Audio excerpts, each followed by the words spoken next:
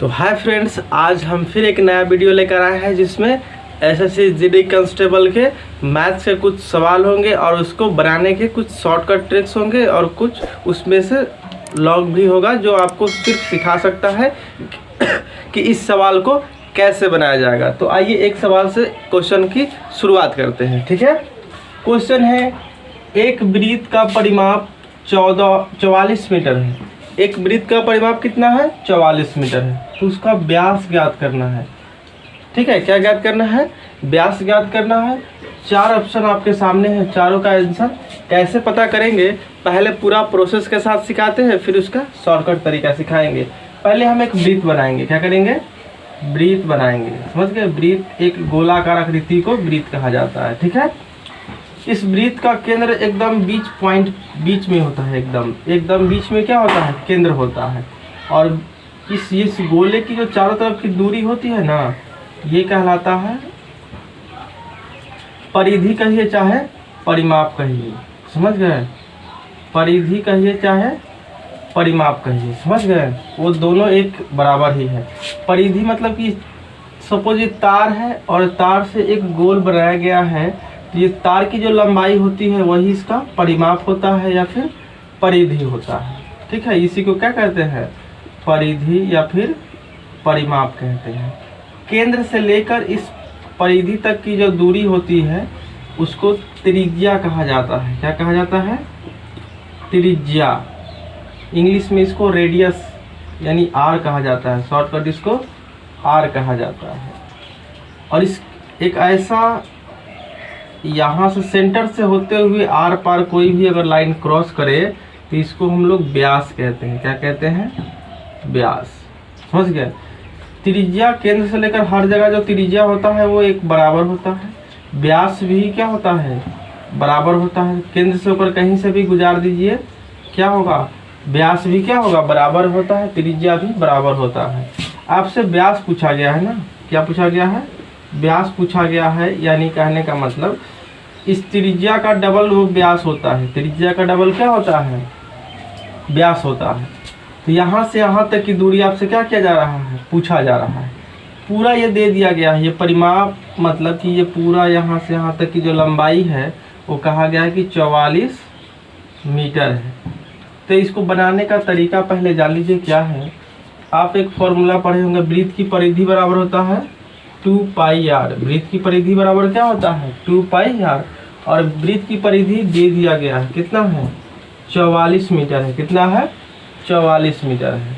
अब इसमें से आर का पहले मान निकालेंगे। किसका मान निकालेंगे? आर। आर कहने का मतलब त्रिज्या। यहाँ सेंटर से लेकर इस परिधि तक की दूरी ज्ञात करेंगे। 2 गुने पाई का मान 22/7 होता है। ये आप नोट में भी याद रखिएगा कि पाई का मान कितना होता है? 22/7 होता है। ठीक है, गुने आर का मान हमें नहीं मालूम है, 44 हो गए। अगर आप इसको शॉर्टकट बनाइएगा तो अगर इधर गुना में है तो ऊपर से ऊपर क्या करते हैं? काट देते हैं। तो 22 का 22 दूना 44। फिर इस 2 से ये 2 क्या हो गया? कट गया। फिर अब ये बट्टा के नीचे 7 है, वो बराबर के उधर जाएगा तो आर बराबर कितना हो जाएगा? 7। यानी अगर त्रिज्या 7 मीटर का है, त्रिज्या कितना मीटर का है? 7 मीटर का है, तो उसका व्यास त्रिज्या का डबल होता है। यानी 2 गुने 7 यानी कितना हो जाएगा? 14। सोचिए यहाँ से यहाँ जब 7 है तो यहाँ से यहाँ भी कितना होगा? 7 होगा। और ये 7 मिल के कितना हो जाएगा? 14 हो जाएगा। तो इसका कितना हो जाएगा? 14 मीटर हो जाएगा। समझ गए? इसको बनाने के और भी तरीके हैं। इसका फॉर्मूला ये भी होता है 2d। डी मतलब व्यास होता है। 2d फिर आप पाई लिख सकते हैं बराबर 44। समझ गए? तो d आपको नहीं मालूम है ना जी? नहीं, पाई d होता है। क्या होता है? पाई d। पाई d बराबर 44। तो पाई का मान होता है 22/7। फिर d मतलब व्यास हो गया, 44 हो गया। तो 22 दूना 44। समझ गए? तो d बराबर ये 7 बट्टा के नीचे है तो कहाँ चल जाएगा? उधर। तो 7 दूना कितना हो जाएगा? 14। आप इस तरीके से भी क्या कर सकते हैं? इस क्वेश्चन को बना सकते। दूसरा क्वेश्चन है इसका कि आपके सामने एक बहुपद दिया हुआ है दूसरा बहुपद दिया गया है और कहा गया है कि इसका योग बताइए क्या होगा, और 4 ऑप्शन दिया गया है यहाँ पे। चारों में इसका और इसका योग कितना होगा। तो आपको अगर अलजेब्रा का जोड़ आता होगा तो इसको आप आसानी से बना सकते हैं। कैसे बनाएंगे इसको ध्यान दीजिए। पहले ये 5x² और 3x² को जोड़ेंगे तो कितना होगा 8x²। फिर माइनस का 2y है, प्लस का 2y है, तो एक माइनस में है और एक प्लस में है, तो ये आपस में क्या होगा कट जाएगा, क्योंकि 2 में से 2 घटेगा तो ये कट जाएगा। फिर प्लस का 6y है, प्लस का 4y है, इसको आपस में जोड़ेंगे तो प्लस का कितना होगा 10y होगा। और ऑप्शन में इसको देख लीजिएगा कहाँ है, तो ये वाला हो गया इसका आंसर। इसमें ध्यान दीजिएगा कि जोड़ में ये ध्यान देना होता है कि इसका चर राशि जो होता है वो समान होना चाहिए। अगर आपसे कहा जाएगा 4x² प्लस 2x², इसको जोड़ा जा सकता है कि नहीं, तो इसका चर राशि को ध्यान से देखिएगा। चर राशि जो है एक समान है, मतलब x² इधर भी है, x² इधर भी है, तभी जाकर इसको हम लोग क्या करते हैं जोड़ते हैं, तो 4 2 6x² हो जाएगा। लेकिन अगर कहा जाएगा आपसे कि 4x² प्लस 2y², इसको जोड़िए, तो इसका जो चर राशि है वो एक समान नहीं है, इसलिए इसको हम लोग नहीं जोड़ पाएंगे। समझ गए। तो फ्रेंड नेक्स्ट क्वेश्चन है, इसको ध्यान से समझिएगा।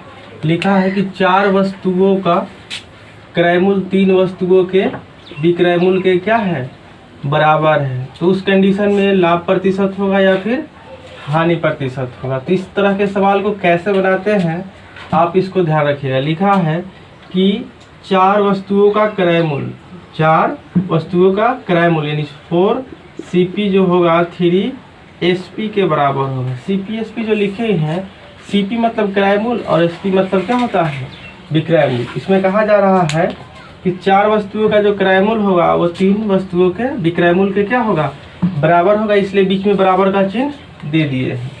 जब इसमें ध्यान से इसको समझिएगा तो आपको ये पता चलेगा कि CP बराबर ये 3 SP को इसके बटा के क्या करेंगे नीचे लिख देंगे। ठीक है, SP कहाँ आएगा बटा के इसके नीचे आ जाएगा। इधर तो 3 है और ये 4 बटा इधर जो गुना में है वो कहाँ चल जाएगा बटा के नीचे। अब इस कंडीशन में आपको पता चलेगा कि CP मतलब किसी सामान को आप खरीदे हैं 3 रुपए में और बेचे कितने में है 4 रुपए में है। समझ गए। किसी सामान को आप खरीदे 3 रुपए में है और उसको बेचे 4 रुपए में है, तो आपको एक तो पता चलेगा कि लाभ होगा। तो लाभ होगा तो यानी इन दोनों में से कोई एक आपका आंसर होगा। तो कैसे क्या करेंगे, क्रयमूल को नीचा लिखते हैं। जो लाभ होगा आपको 3 रुपये में खरीद के 4 रुपये में बेचिएगा तो लाभ कितने का होगा 1 रुपये का लाभ होगा। परसेंटेज में पूछा जा रहा है इसलिए क्या करेंगे इसको 100 से गुना कर देंगे। 100 से जैसे ही गुना करेंगे परसेंटेज में इसका आंसर आएगा। तो ये 100 बटा कितना हो जाएगा 3, यानी इसको काटिएगा तो वही आएगा 33.33%। तो इसका आंसर क्या हो जाएगा 33 यहाँ ये लाभ होगा। ठीक है, 33.33% क्या होगा लाभ होगा। समझ गए, इतना का क्या होगा लाभ होगा। ठीक है, तो फ्रेंड नेक्स्ट क्वेश्चन क्या है उसको समझिएगा ध्यान से। सवाल है कि निम्नलिखित अनुक्रम, ये अनुक्रम दिया गया है, इसमें पूछा गया कि इसका अगला पद क्या होगा। मतलब ये 12 है, 3 है, -6 है, इसके बाद आने वाला टर्म क्या होगा वो आपको क्या करना है बताना है। तो आप कैसे बताइएगा इसको ध्यान समझिएगा। आप सोचिएगा कि 12 जो है इससे कितना कम हुआ है, तो पता चलेगा कि 9 कम हुआ है। क्या कम हुआ है 9 कम हुआ है। ये 3 के बाद -6 जो हुआ है कैसे -6 पर आया है, तो इसमें भी -9 क्या हुआ है कम हुआ है।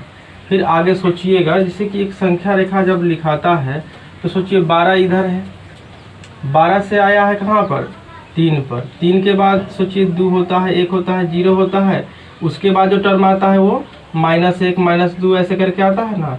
उस हिसाब से देखिएगा तो -6 के बाद -6 जब यहाँ पे आएगा, -6 से बस आगे का टर्म पहुँचिएगा तो 6 के बाद अगर 9 कम पे आइएगा ना तो यहाँ पे कितना टर्म आ जाएगा -15 आ जाएगा। कितना आ जाएगा, क्योंकि 9 रिवर्स आ रहा है, पीछे की तरफ आ रहा है।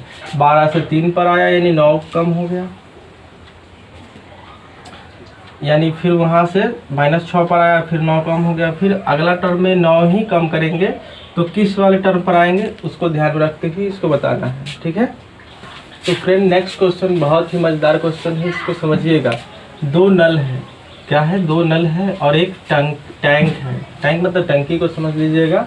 एक नल जो है उस टंकी को 10 घंटे में भर दे रहा है और दूसरा को अगर खोला जाए तो 15 घंटे में भर रहा है। तो आगे कहा जा रहा है कि दोनों नलों को एक साथ खोल दिया जाए तो टैंक को भरने में कितना समय लगेगा। सपोज क्या है कि एक टैंक हम बना देते हैं, ठीक है, और सोचिए कि एक नल इधर से सेट कर दिए, फिर एक नल क्या है इधर से सेट कर दिए। तो एक में कहा जा रहा है कि अगर खाली इस नल को खोलेंगे तो 10 घंटे में भर दे रहा है, इसको छोड़ के अगर इसको खोल रहे हैं तो ये वाला जो है नल इसको 15 घंटे में क्या कर रहा है, भर दे रहा है। तो सवाल पूछा गया है कि दोनों को एक साथ एक ही बार खोल दिया जाए, दोनों को क्या किया जाए, एक साथ खोल दिया जाए तो ये जो टैंक है कितना देर में भर जाएगा। तो इसके लिए कैसे बनाते हैं, शॉर्टकट तरीका सीख लीजिए। 10 घंटे एक भर रहा है 15 घंटे में, दोनों का लघुत्तम निकालिएगा। दोनों का क्या कीजिएगा, लघुत्तम निकालिएगा। तो 10 और 15 का जो लघुत्तम होता है 30 होता है। 10 और 15 का लघुत्तम कितना होता है, 30।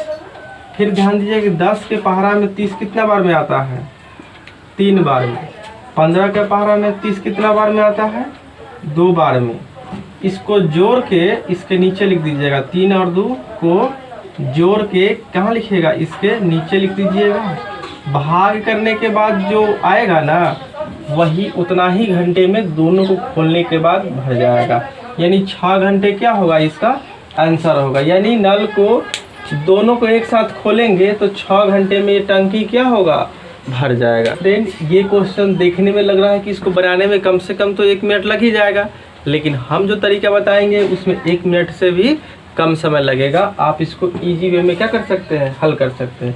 पहले तो इसको आराम से हल करके दिखाते हैं, फिर इसको एकदम जल्दी में हल करके बताएंगे कि कैसे ये बनेगा। समझ गए, इसको देखिए कैसे करेंगे हम। यहाँ पे 2.9 को 2.9 लिखेंगे, फिर 7.05 को 7.05 लिखेंगे, गुने 256 का जो वर्गमूल होता है 16 होता है, ये आपको पता होना चाहिए। 256 का जो वर्गमूल होता है 16 होता है, ये आपको पता होना चाहिए। और नीचे 4 का जो स्क्वायर होगा वो कितना हो जाएगा, 16। फिर 16 से 16 क्या होगा, कट जाएगा। ठीक, कटने के बाद इसको गुना करिएगा तो क्या होगा, आंसर आएगा। यहाँ से अब हम शॉर्टकट क्या बताएंगे आपको, उसको ध्यान में समझिएगा कि एक तो इसको गुना करके जो भी आएगा, ठीक है, उसमें दशमलव कितने अंक पर दे आएगा, तो 2 अंक और 1 अंक 3 अंक। ठीक है, तो 3 अंक है। एक तो पहला बात की एक और ध्यान रखिएगा कि 9 और 5 को तो पहले गुना करेंगे तो 9 5 कितना होगा, 45 होगा। क्योंकि यहाँ देखेंगे तो लास्ट में 45 का 5, लास्ट में 5 तो है कि नहीं, तो 9 5 यहाँ 2.9 और 7.05 जब गुना करेगा तो ये और गुना करेगा तो 9 5 45 होता है, लास्ट में 5 आएगा। तो जिसके लास्ट में 5 नहीं आएगा उसको तो पहले ही हटा दीजिए, क्योंकि यहाँ 0 है तो ये हो ही नहीं सकता है। अब इन दोनों में तो कोई ना कोई तो एक होगा, क्योंकि इसके लास्ट में भी 5 है और इसके लास्ट में भी 5 है। तो सोचिए गुना करिएगा तो टाइम लगेगा ना, कुछ और टेक्निक अपनाइए इसमें। इसको गुना करके जो भी आएगा ना आंसर, उसमें दशमलव के 2 अंक और 1 अंक, 3 अंक के बाद दशमलव पड़ेगा। तो यहाँ दशमलव कितने अंक के बाद है, 4 अंक के बाद है, और दशमलव कितने अंक के बाद होना चाहिए, 2 अंक इधर है 1 अंक इधर है, यानी दशमलव 3 अंक पर यहाँ है। यानी इसका करेक्ट आंसर ये होगा। ये गलत इसलिए होगा क्योंकि यहाँ दशमलव जो है 4 अंक के बाद दिया गया है। आप इसको ऐसे शॉर्टकट क्या कर सकते हैं, बना सकते हैं। ठीक है, तो फ्रेंड LCM और HCF से भी एक मज़ेदार क्वेश्चन आपके सामने लाए हैं, जिसको देखकर और सीखिए कि कैसे इसको बनाया जाता है। सवाल क्या है, पहले इसको समझ लीजिएगा। 2 संख्याओं का लघुत्तम समापवर्तक यानी LCM कितना दिया हुआ, 1134। फिर उसका महत्तम, दोनों संख्याओं का महत्तम कितना है, 18 है। यदि दोनों संख्या में से एक संख्या 100 क्या है, 62 है, तो दूसरी संख्या ज्ञात करें। एक फॉर्मूला आप पढ़े होंगे 6 या 7 में कि पहली संख्या गुने दूसरी संख्या बराबर लसा गुने मसा होता है। तो आपको लसा दिया हुआ है कितना है 1134, मसा कितना है 18 बराबर इसमें से एक संख्या दिया हुआ है, आप इसी को मान लीजिए कि दूसरी संख्या ही दिया हुआ है 162। तो एक संख्या जो नहीं मालूम है उसको आप क्या मान लीजिए x मान लीजिए। तो एक x गुने इतना बराबर इतना गुने इतना है, तो आप समीकरण की तरह ये दिख रहा है। तो x बराबर क्या लिखिएगा 1134 गुने 18, ये गुना में है तो बटा के नीचे चला जाएगा 162। 18 के पहाड़ा जब 9 बार पढ़िएगा तो क्या आएगा 162 आएगा।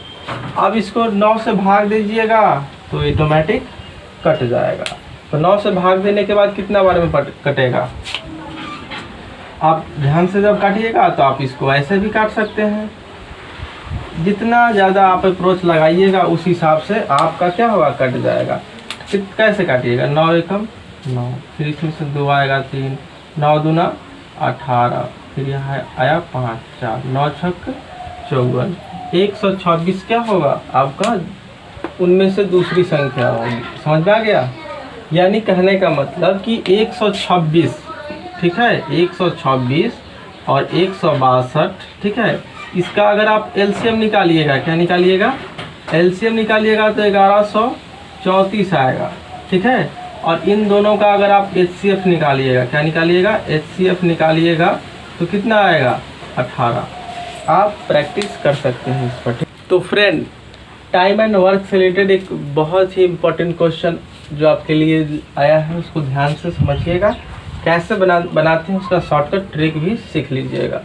कहा गया है कि ए जो है किसी कार्य को 15 दिन में करता है, पूरा कर लेता है 15 दिन में। बी जो है उसी कार्य को 30 दिनों में क्या करता है पूरा करता है। तो कहा गया है कि ए और बी दोनों एक साथ मिल जाएं, यानी मिलकर उसी कार्य को कितने दिन में पूरा करेंगे। मतलब कि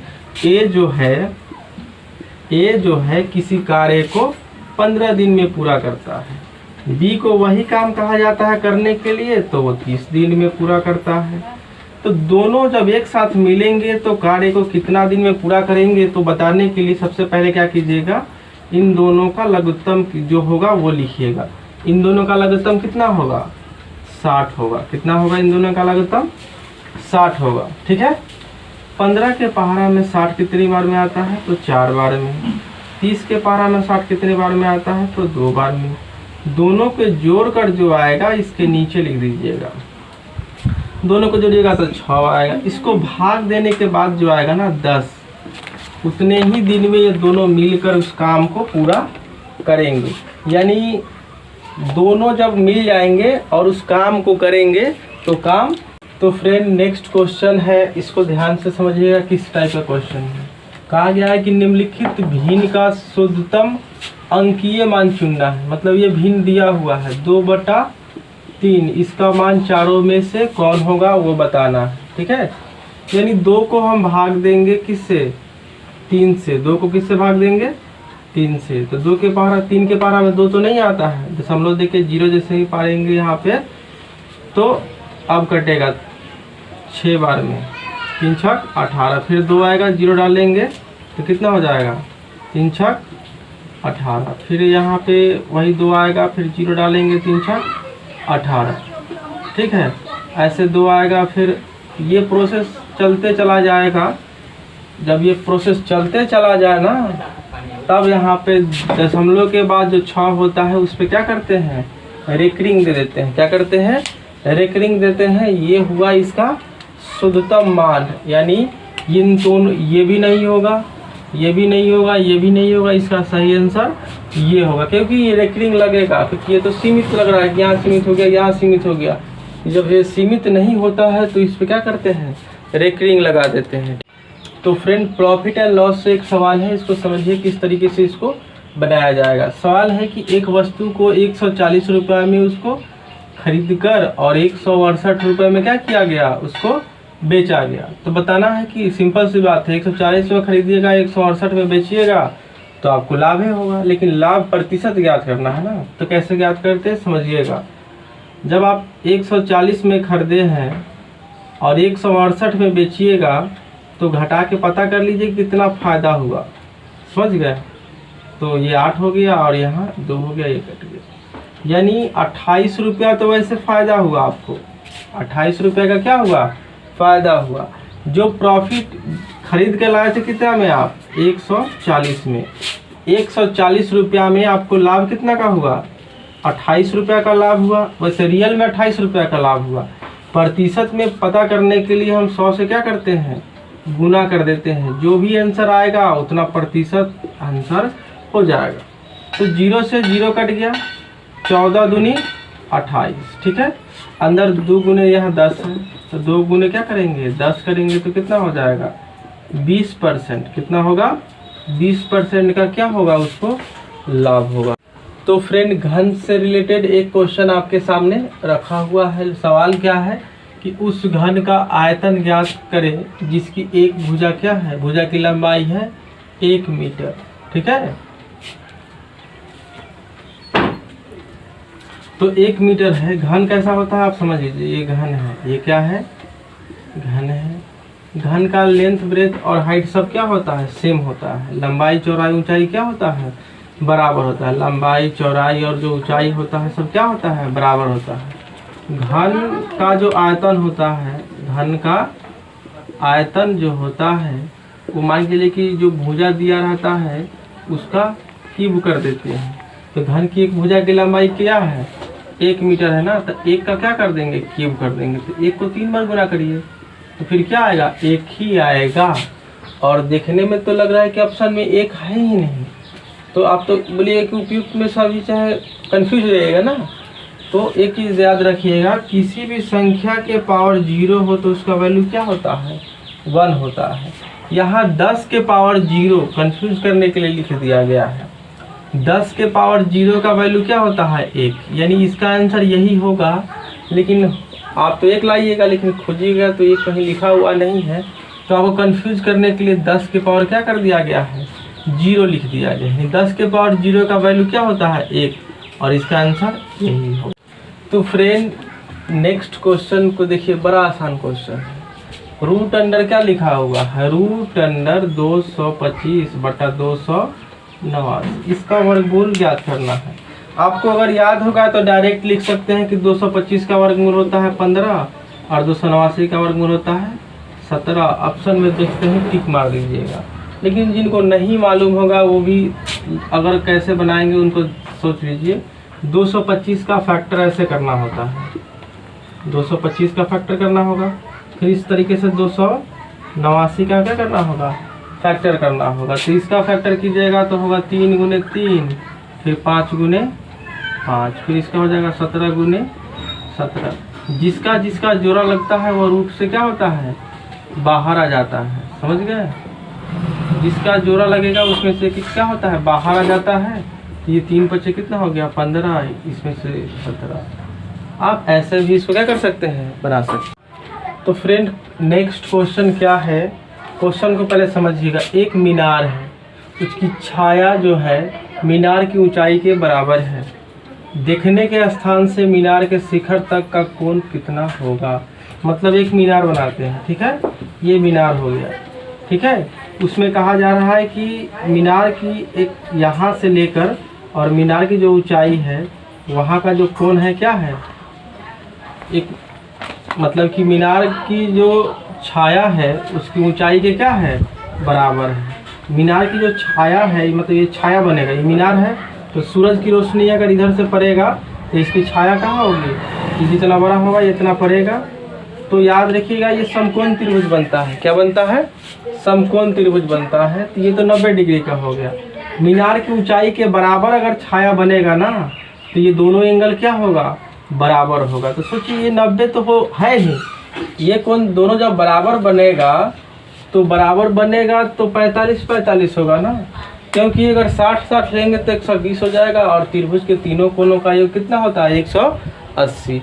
तो अगर मीनार की ऊंचाई के बराबर छाया बनेगी तो उसका कोण भी क्या होगा, बराबर होगा। तो ये 45-45 लेना जरूरी हो जाएगा, क्योंकि ये समकोण त्रिभुज में एक कंडीशन होता है। ठीक है, तो फ्रेंड ये लास्ट क्वेश्चन है आपके लिए। ठीक है, क्वेश्चन क्या है उसको समझिएगा। ठीक है, क्वेश्चन ये है कि ये समीकरण दिया हुआ है, इसमें कहा है कि इसके जो मान होंगे क्या होंगे। सबसे पहला तो शॉर्टकट तरीका बताते हैं, फिर इसका लॉन्ग कट बताएंगे। यहाँ जोड़ने घटाने पर 16 आना चाहिए और गुना करने पर 63 आना चाहिए। इन दोनों को जोड़ेंगे घटाएंगे तो 16 नहीं आएगा, ना ही 63 आएगा। इसको जोड़ेंगे घटाएंगे तो ना तो 16 आएगा ना ही 63 आएगा। इसको भी ना जोड़ेंगे घटाएंगे तो ना 16 आएगा और ना ही 63 आएगा। लेकिन इसको जोड़ेंगे घटाएंगे तो 16 भी आ जाएगा और गुना करेंगे तो 63 आ जाएगा। तो इसका ये शॉर्टकट आंसर भी कितना हो जाएगा, 9 7 9 7 63 और 9 7 16 भी होता है। लेकिन एक तरीका कैसे है इसको बनाने का, उसको सीख लीजिए। x² - 16x है प्लस का 63 है बराबर 0 है। आप इसको ऐसा लिख सकते हैं, x² माइनस के 9x माइनस के कितना, प्लस के माइनस के कितना हो जाएगा 7x। ठीक है, प्लस 63 बराबर कितना हो जाएगा 0। दोनों में से आप x कॉमन ले लीजिएगा, कि इसमें भी x है और इसमें भी x है। कॉमन ले लीजिएगा तो अंदर बचेगा x माइनस 9, क्योंकि अंदर x गुना कीजिएगा तो ये आ जाएगा, फिर x को 9 से गुना कीजिएगा तो ये आ जाएगा। फिर इन दोनों में 7 कॉमन है, माइनस के 7 क्या कर लीजिए, कॉमन कर लीजिए। तो ये 7 जब इसमें से ले लिए हैं तो x बचेगा। फिर यहाँ माइनस का 7 9 कितना होता है 63, समझ गए, तो बराबर 0। अब देखिए ये दोनों गुना में है, ये दोनों क्या है गुना में है, लेकिन इसमें x माइनस 9 और x माइनस 9 क्या है, कॉमन है। तो x माइनस क्या हो जाएगा 9, फिर बाहर क्या बचेगा x माइनस 7, x माइनस 7 बराबर क्या हो जाएगा 0। एक बार क्या करेंगे, x माइनस 9 बराबर 0 करेंगे, x बराबर कितना आ गया 9, एक आंसर आ गया। फिर x माइनस 7 बराबर 0 करेंगे, x माइनस 7 बराबर 0। तो x बराबर कितना हो जाएगा, 7 उधर जाएगा तो 7 प्लस का हो जाएगा। तो एक 7 और एक 9 आया कि नहीं आया, तो हमारा आंसर ये वाला होगा। तो फ्रेंड कैसा लगा हमारा वीडियो, अगर वीडियो अच्छा लगे तो इसको लाइक कीजिए, सब्सक्राइब कीजिए और अपने दोस्तों के बीच शेयर कीजिए, ताकि आने वाले एग्ज़ाम में उनको बहुत ज़्यादा मदद मिले। ठीक है, धन्यवाद।